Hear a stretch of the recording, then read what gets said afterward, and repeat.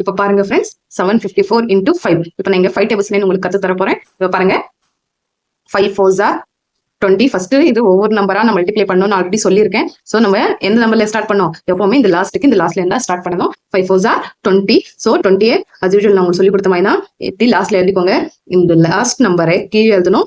இந்த அதுக்கு இருக்கிற நெக்ஸ்ட் நம்பர் எப்பவுமே இன்னும் மல்டிப்ளை பண்ணாம இருக்கிற அந்த நெக்ஸ்ட் நம்பர் மேலே எழுதணும். ஸோ இந்த 0 இங்க கீழே, அப்புறமா இந்த 2 இதுக்கு மேல. புரிஞ்சுதுங்களா? அதுக்கப்புறம் பாருங்க 5 5s are 25.